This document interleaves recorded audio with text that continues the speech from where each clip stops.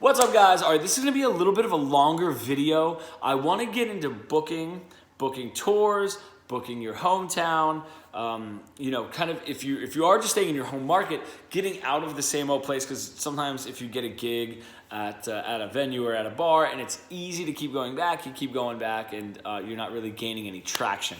So there's gonna be a lot of information, so bear with me. I know a lot of you guys aren't exactly touring, booking tours, or like really out gigging all the time, so it's not the most highly sought after topic that I'm going to touch on, but I do want to do it because that is the main reason I got into this.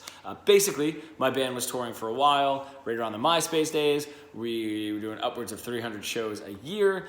And then from the band, I had taken over the reins with all the booking, and everything was moving so quickly at that point. Once MySpace started to fold, communication, email, whatever it was, everything was moving so fast, rather than like the last decade where everything was kind of the same, when it was like the manila envelope with the burnt CD and the 8x10 black and white photo, that you send to the venue and hopefully get a call back. That was kind of how it was for a while.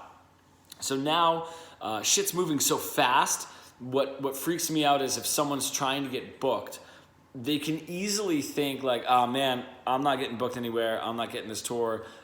I guess I'm not good enough. And that scares the shit out of me, because you just need to figure out how to do it. So my friend Sarah asked this in class a couple weeks ago, so I want to really expand on this. I'm going to try to give you as much information as I possibly can. I'm going to be cutting myself off with new thoughts that I'm getting into.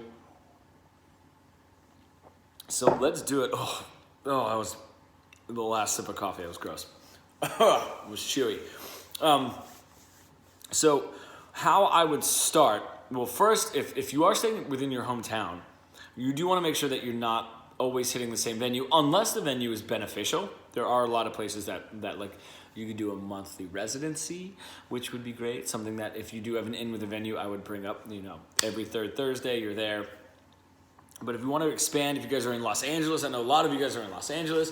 If you do have a car, getting up to Glendale, getting up to Burbank, heading down to Huntington Beach, all along the coast, whatever it is, there's a lot in LA, especially, to tackle. So this tactic can work, and it'll definitely work for your hometown as well. Now, if you are playing your hometown, what you've got to make sure is don't oversaturate, which means playing the same place over and over and over, and you're not giving anybody incentive to come out, but also make it an event. Make it a reason people want to come out that specific night. So let's just say if you were really going to push yourself and say, I'm only going to play once in 6 months, and it's going to be a big thing, we're going to release an album, or an EP or a single, or we're just going to really push this and say, all right, everyone come out to this show. It doesn't matter what we do afterwards. We need you guys at this show. And you can get 100 people there. That is way more important than spreading that 100 people out throughout like 7 or 8 shows. Just really tackle into that one show.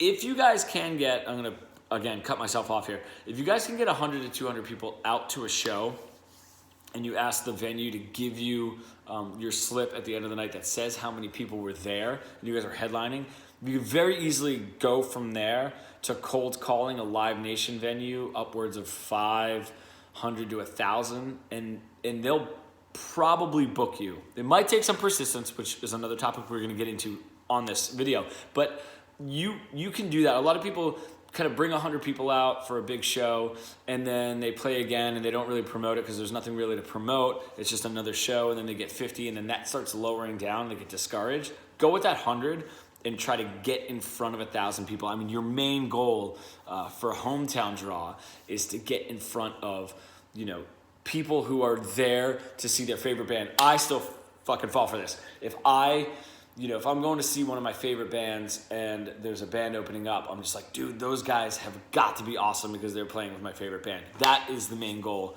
to drum up actual fans and not just having your friends and your family come out to watch you. Boom. That being said, let's move on to the actual tactic of booking out of town. Now, my band, we just decided not to go to Europe in May. And I know that sounds shitty, but it's not, because it took so much pressure off of me.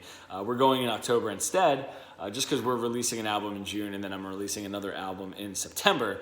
So after that, we're going to go and go to Europe. So I can show you guys and kind of document through this, but mainly, if wherever it is that you decide that you're playing, you know, let's say you want to hit Reno, you know, and you are in a funk band, you would just type funk Reno Facebook, and then in Google search, and all of these Facebook pages will come up that will be related to funk or whatever your genre is. It works all across the board. And then listen to some of their tunes. If you think it works out, don't just blindly send messages. We're very, very against that around here. So, you know, get in there and listen to a couple of the tunes. If it works, say, hey man, you know, dude, I'm listening to, you know, this song that you guys got up, blah, blah, blah. Sounds awesome. You know, we're from Boston. We're coming through Reno. We want to play on, you know, this date or these dates, you know, if you guys can have like a little bit of an open window.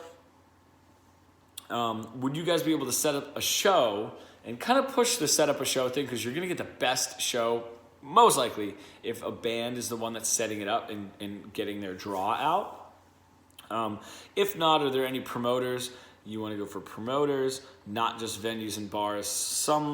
For the most part, venues and bars might just whatever, let it go. Like, I mean, we were definitely, like, I've definitely played solo, you know, acoustic stuff in between, like, a metal band, you know, in like an EDM project where like, so nothing made any sense because the bar owner was like, whatever, we'll just throw all these guys on the same night. So, you know, going with a promoter that's going to get a bunch of people of the same genre, you know, a nice stack, maybe 3 or 4 acts, and hopefully, because you're the out of town, stick you in the middle. That is the best way to do it. And what happens there that I didn't say before in some of the other videos and in class is persistency is actually still needed there. My rule usually is email somebody or send them the message, and then 1 week later, if you don't hear from them, send them the exact same message again, and just kind of write like, hey, I thought I would try one more time, and then send them the same message. You know what I mean? So they know it's actually the same exact copy and paste message that you just did before. You know, just say, I just want to try one more time. And then maybe 10 days after that, just say like, hey man, or hey, do you think that we can make this happen? And then in that, they'll see the message chain or the email chain. So, you know, you don't have to resend the message that last time. Then at that point, you can like start kind of letting it go, you know, a little bit there. That is what I would recommend doing in every single city. I do want to say persistency is definitely what you need. This is effing hard. Before I started updating this, and this is why I'm excited to start booking for the summer and doing some of these tours. When I was doing a few of the tours before, I so wish I documented it like on my own Instagram to kind of be like, oh, I'm working hard. But basically I would work from like 10 in the morning until the 10 or 10:30 at night. And then from 11 to 4 in the morning, I would just drink coffee and sit with my computer, like probably about 3 nights a week, and just book these tours and these shows. It does take a lot of time. No, you don't have to do that. I was going way overboard. I was booking 2 projects, one of which was overseas. I was going to Europe and then down to Costa Rica. I was doing a lot, okay? You're not gonna have to do that, but it is going to take work, all right? So that is what I recommend. For some of you guys that are doing the singer-songwriter thing, there are, and you'll be able to find them, there are a lot of coffee house communities that are so amazing. But still getting a hold of the people that are playing those type of places or DIY shows. If any of you guys are in punk bands, ska bands, the reggae scene kind of has a little bit of it. The indie scene and the folk scene, anything like folk related. Sarah, this is almost like for you, in the sense of just like your music can appeal to that that artsy indie side right there. You could snag some basement shows and living room shows, which all go really, really well. Anything DIY is going to be awesome when you first play a city. Those are the steps that I would recommend. Now, the last thing that I'm going to leave you guys with, and you guys are more than welcome to ask me questions about this video, please. If I had kind of glossed over anything, is there are tons and tons and tons and tons of Facebook groups to help you do this. And I didn't find that out until after the last tour that my band did in Europe. We had more days off than we wanted, and one of the bands that we were touring with, they were okay with having days off, because the way that the tour was routed is we would actually play and then go back to their hometown, and they would all kind of be, off with their girlfriends, kind of living their lives during the day and then playing at night. And then we would have like 2 days off or 3 days off, and we wanted to play. So to try to rally up last minute gigs, I was like, on the internet, and I found there's so many groups. If you guys, another thing that you can do in typing in Google is just like, like folk Facebook booking maybe group, or punk tour booking Facebook. So, try to put booking, tour booking, gigging, definitely booking somewhere in there. But your genre, one of those keywords, keep searching. If you type it in Google first, Facebook, or just go to the Facebook search engine and start messing around with your genre. And if there are groups, there are, and a lot of people, you can kind of post, and everyone in the group will see the post, and then from there they'll kind of put you in touch with who you need to be. I do hope all of this helps you guys. As much as we're doing online and social media, I do want to see you guys getting out and playing, because it's just, is there anything better than playing on stage? I don't think so. All right, thank you guys so much. I love you, and I'll see you soon.